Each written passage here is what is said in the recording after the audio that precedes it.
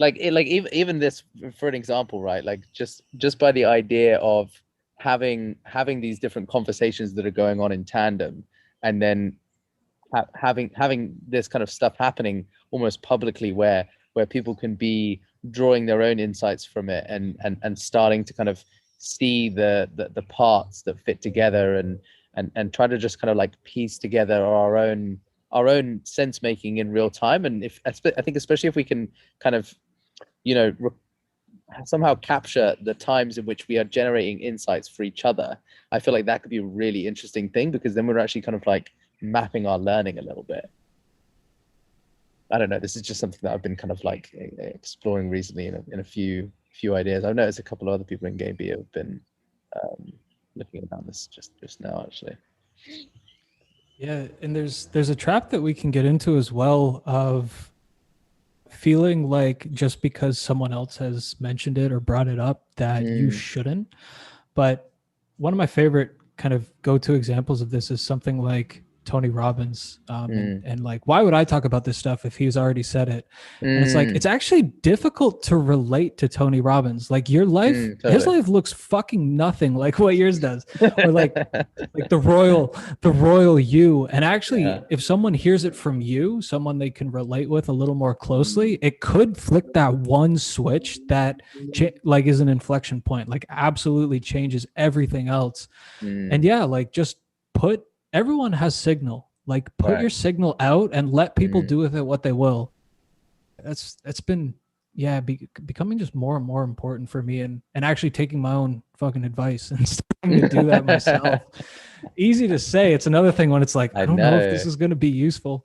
Yeah, big time, big time. I think I've really noticed that as well. It's like I'm great at helping other people with this shit. Amazing at giving advice and like telling them how, the pathway to do all this. And then when it comes to myself, I don't even take some of my own advice, and I'm like, what the fuck am I missing here? It's definitely one of those things where there's I think that massive benefit in having somebody that can distill it. Like I was listening to, I think it's Austin Kleon. I actually read his book recently, but then somebody just sent me a talk, just kind of kept it fresh. But he talks about this all the time in terms of like sharing your work, because it's even if you've learned something and then you're literally just teaching it to somebody else, then it's keeping it fresh, and it's giving it to them in a package that you've already gone through that, so you can help them through the pathway as well. Yeah. Yeah, it's even like the teacher dynamic is another amazing one. So many people Mm, hesitate because, oh, I'm not an absolute expert. I don't mm, have the clout that everyone else does. But it's like, if you are one step ahead of someone else, you can help them take that step. mm, It's mm-hmm. literally that simple. And I mean, again, like it's a fucking, humanity's a team game. Like Yeah, just yeah. just try to help. Like it doesn't even matter if it is helpful. Just Mm-hmm. that, holding that intention and basing your work and your actions around like, what does the collective need right now, will Mm, take you very mm, far and will take all of us very far. If everyone just normalize that, yeah. great things would happen.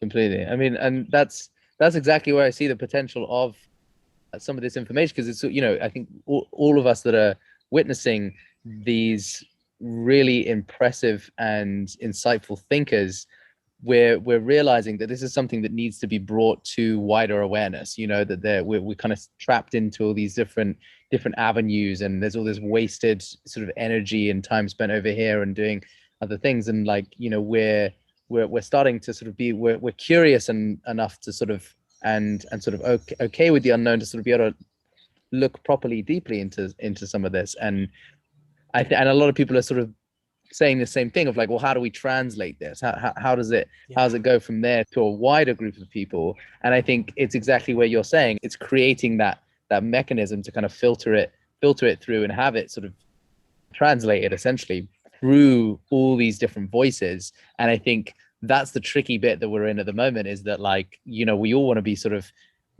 creating the content and sort of generating these insights with each other, or collective intelligence, but then it's that also that process of like, well, how do we get into some fluid way of generating this stuff, and getting it to the point where we're not burning ourselves out, and we're not sort of like duplicating efforts, or we're not all trying to create our own fucking channel over here or our own podcasting over there. And do you know what I mean? It's like to some degree we need a bit of that, but like, you know, I think it's also about kind of sharing the process and some of that economies of scale. You need massive translation. I was just gonna. That's why I laughed when you brought that up. That was what I was about to say. Like, it's actually like game A behavior to think that only a small minority of us are going to make it through or deserve to make it through to the other side. The discussions that have gone on right now, and for good reason, like it's breaking exceptionally difficult ground, but I mean, some of the conversations that go on are so complex and so abstract and so high level that I've actually had friends get completely turned off from engaging with any of the content because it's so absolutely dense. Like, yeah, like, you know, there are a few people doing good work that you can quite easily point to, like Daniel Schmachtenberger, Jordan Hall, John Vervaeke, all three of those guys, super academic, super abstract and meta. And like I actually tried to do this with John Vervaeke. Like he released that 50-part epic YouTube series, Awakening from the Meaning Crisis.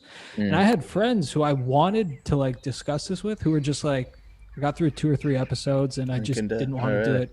It's so dense, like per minute. And so, yeah, I just asked him to do a podcast. I was like, we're going to summarize everything in 2 hours. Like, we're just going to make like the first, like the little taster menu or something. Right. Like you can't sit in good faith if you want everyone to take part in this and notice that some people are being turned off just by the language, not even the ideas. Yeah. Okay with that. Like that's going to have to fall on someone to do the accessibility. Yeah. Right. And yeah, I mean, if you feel into yourself and that's the role that you can play in this space, you're doing actually an amazing service. Yeah, I mean, I don't know if it's going to be it's definitely something I think would probably fit with maybe some of my skills, because I'm kind of come from the land of film and media and things like that. So I think I've got a kind of understanding of, okay, how we might be able to go through something like this, or might be able to kind of develop a bit of a process. And I've been kind of thinking around, some of the mechanisms we might be able to do to facilitate that, be able to allow for multiple people that are consuming this content anyway to either sort of like be marking out the different parts or be kind of taking notes, and then or having sort of subsequent conversations about the content, so that then there could be even further insights through what's going on sort of on the sides.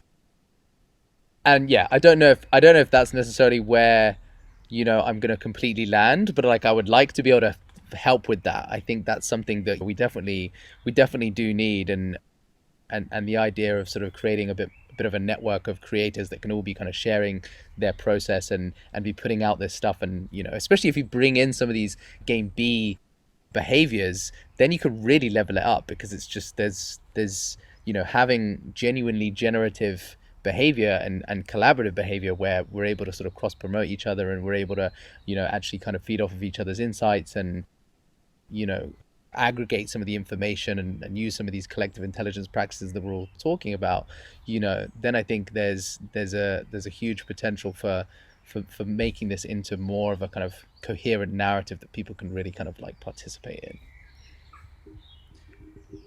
That was beautifully said. It can be a very good vehicle for your own process as well, because as you start engaging with this, you can start to notice like, whoa, where am I still rooting this in like competitiveness rather than collaboration?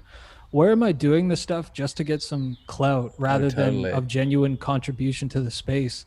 And so it's actually this like double win where you're, any time spent engaging with this is time you're not engaging with anything else that's largely more destructive. So that's fantastic. Yeah. And again, it becomes this great vehicle for your own continued evolution into this, and actually like deeply embodying and noticing like, I'm coming from scarcity, I'm coming from competition, I'm coming from selfishness.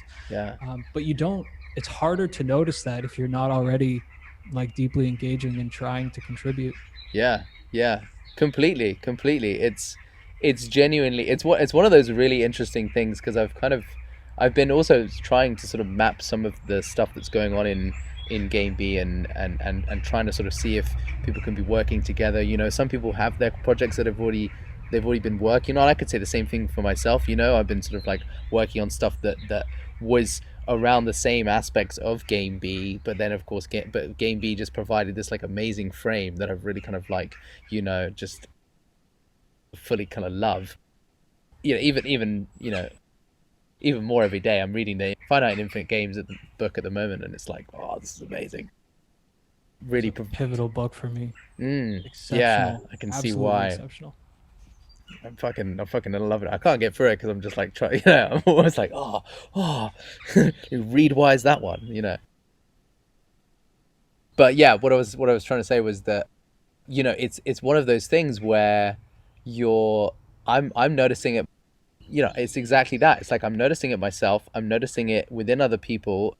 We're coming to this thing of like, there's different projects, there's sunk costs, there's trying to sort of, collaboration is, we can talk about collaboration, but actually bringing things together is quite difficult. There's our egos that play in it, coming from scarcity, like you said. I mean, there's so much to go through that when you're like, damn, we're like literally making game B right here, like just trying to figure this out.